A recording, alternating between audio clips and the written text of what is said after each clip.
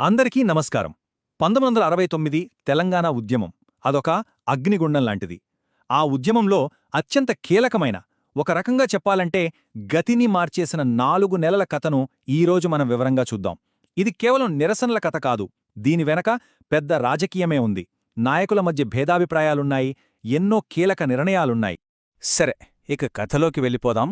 Time September 1969. ప్రత్యేక తెలంగాణ రాష్ట్రం కావాలనే పోరాటం అప్పటికే ఉవ్వెత్తున ఎగిసిపడుతోంది. వీధుల్లో నిరసనలు, మీటింగుల్లో రాజకీయ ఎత్తుగడలు, వాతావరణం మొత్తం వేడిగా ఉంది.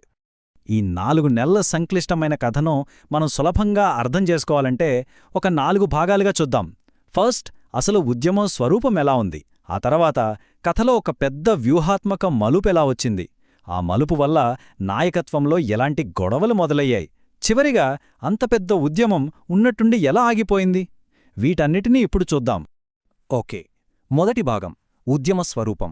అంటే ఉద్యమం చాలా తీవ్రంగా ఉంది అంటున్నాం కదా, మరి గ్రౌండ్ లెవెల్లో పరిస్థితి ఏంటి?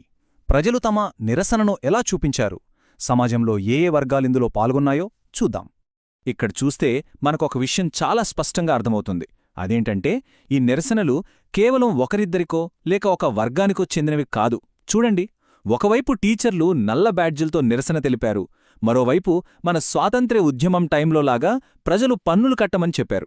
ఇక కోపం కట్టలు తెంచుకుని ఏకంగా మంత్రుల ఇళ్లపై దాడుల దాకా వెళ్ళిందంటే పరిస్థితి ఎంత తీవ్రంగా ఉందో మనం అర్థం చేసుకోవచ్చు. ఇక ఉద్యమంలో మరో ముఖ్యమైన ఘట్టం కొండా లక్ష్మణ్ బాపూజీగారి నిరాహారదీక్ష. ఏకంగా 11 రోజుల పాటు నవంబర్ 1న మొదలైన ఈ దీక్ష ఒక పవర్ఫుల్ పొలిటికల్ వెపన్ లాంటిది.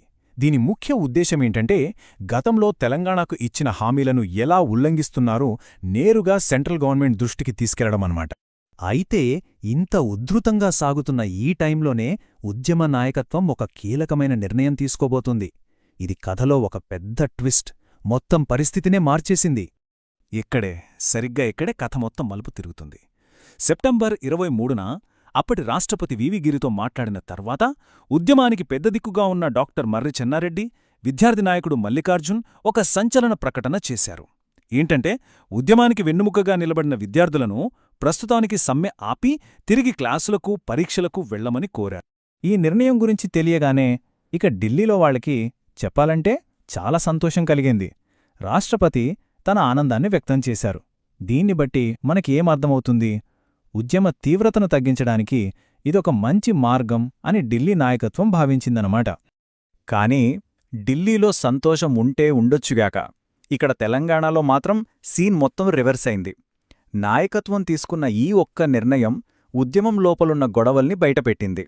ఒక రకంగా చెప్పాలంటే ఒక చిన్నపాటి విమర్శల తుఫానునే సృష్టించింది. ఒకవైపు నాయకత్వమేమో లేదు, మేము విద్యార్థుల భవిష్యత్తు, వాళ్ల అకాడమిక్ ఇయర్ వేస్ట్ కాకూడదని ఈ నిర్ణయం తీసుకున్నాం అని చెప్తోంది. కాని ఉద్యమంలోని మరో వర్గం మాత్రం దీన్ని తీవ్రంగా వ్యతిరేకించింది. ఇది ఉద్యమాన్ని అమ్మేయడమే, ఇది ద్రోహం అని వాళ్లు ఆరోపించారు. ఆ వ్యతిరేకత ఎంతలా ఉందంటే, ఇదిగో ఈ మాటలు వినండి. పోటీ తెలంగాణ ప్రజాసమితి ఉపాధ్యక్షుడైన వీరారెడ్డి ఏకంగా చెన్నారెడ్డి ఉద్యమాన్ని లోపలనుంచే మోసం చేస్తున్నారని బహిరంగంగానే విమర్శించారు. ఈ విమర్శలు కేవలం వీరారెడ్డి ఒక్కరితోనే ఆగిపోలేదు. కెప్టెన్ అన్సారీ లాంటివాళ్లు కాంగ్రెస్ పార్టీ తమ గొడవల కోసం ఉద్యమాన్ని వాడుకుంటోందని అన్నారు. శ్రీధర్ రెడ్డి లాంటివాళ్లు అసలు స్టూడెంట్స్ గురించి నిర్ణయం తీసుకోవడానికి చెన్నారెడ్డి ఎవరు అని ప్రశ్నించారు.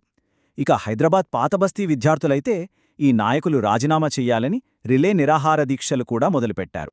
సరే, ఇంత వ్యతిరేకత వస్తుంటే నాయకత్వం ఊరుకోదు కదా. వాళ్లు వెంటనే డ్యామేజ్ కంట్రోల్ మొదలుపెట్టారు. మేం ఉద్యమానికి కట్టుబడే ఉన్నాం అని నిరూపించుకోవడానికి వరుసపెట్టి పెద్ద పెద్ద ఆందోళనలకు పిలుపునిచ్చారు. 3 లక్షల మందితో సత్యాగ్రహం, మల్లికార్జున నిరవధిక నిరాహార దీక్ష, కుమారి రమాదేవి దీక్ష, ఇలా ఒకదాని తర్వాత ఒకటి. ఈ లోలోపల జరుగుతున్న గొడవ చివరికి డిసెంబర్లో ఒక పతాక స్థాయికి చేరింది. ఒక రకంగా చెప్పాలంటే ఒక పవర్ స్ట్రగల్ అనమాట. సదాలక్ష్మిలాంటి నేతలు చెన్నారెడ్డిని అధ్యక్ష పదవి నుంచి దించేయాలని చూశారు. కానీ చివరికి డిసెంబర్ 26న జరిగిన ఎన్నికల్లో చెన్నారెడ్డి గెలిచి తన నాయకత్వాన్ని మళ్లీ నిలబెట్టుకున్నారు. అలాగే మల్లికార్జున్ కూడా స్టూడెంట్ కమిటీకి తిరిగి ఎన్నికయ్యారు. సరే, ఇక మనం చివరి అంకానికొచ్చేశాం. ఇంత యాక్టివిటీ, ఇంత గొడవల తర్వాత ఈ దశ చివరికి ఎలా ముగిసిందో చూద్దాం. నవంబర్ 27 ఆ రోజు ఢిల్లీ నుంచి తిరిగి వచ్చిన చెన్నారెడ్డి ఉద్యమానికి సంబంధించి ఒక కీలకమైన ప్రకటన చేశారు. ఏంటంటే, ఉద్యమాన్ని ప్రస్తుతానికి వాయిదా వేస్తున్నామని, కొత్త సంవత్సరంలో మళ్లీ ప్రారంభిస్తామని చెప్పారు. ఈ ఒక్క ప్రకటనతో దాదాపు ఏడాదిగా తీవ్రంగా సాగుతున్న ఆందోళనలకు తాత్కాలికంగా ఒక ఫుల్ స్టాప్ పడింది. అయితే ఈ మొత్తం కథలో మనం ఇంకొకరి గురించి కూడా మాట్లాడుకోవాలి. అదే మీడియా, ముఖ్యంగా పత్రికలు. వరంగల్ నుంచి వచ్చే జనధర్మ అనే వారపత్రిక అయితే ఉద్యమానికి గట్టి మద్దతిచ్చింది. మాడుభూషి శ్రీనివాసాచార్య గారి ఎడిటర్షిప్లో ఆందోళన వార్తలను చాలా వివరంగా ప్రచురించింది. కాబట్టి ఇప్పటిదాకా మనం చెప్పుకున్న ఈ కీలకమైన నెలల కథను ఒక్కసారి ఫాస్ట్గా చూసేద్దాం. సెప్టెంబర్లో విద్యార్థుల సమ్మెపై వ్యూహాత్మక నిర్ణయం, అక్టోబర్లో దానికి వ్యతిరేకంగా పెరిగిన నిరసనలు, నవంబర్లో కొండాలక్ష్మణ్ బాపూజీ దీక్ష, ఆ తర్వాత ఉద్యమం వాయిదా, ఇక డిసెంబర్లో నాయకత్వ గొడవలకు ఒక ముగింపు. ఇదంతా కేవలం 4 నెలల్లో జరిగింది. ఇదంతా చూశాక మనకొక ప్రశ్న వస్తోంది. 1969 ఉద్యమం వాయిదా పడింది నిజమే, కాని తెలంగాణ ఆకాంక్ష అనే నిప్పు కూడా చల్లారిందా, లేక అది బూడిద కింద కణకణమంటూ సరైన సమయం కోసం ఎదురుచూస్తూ ఉందా? ఇది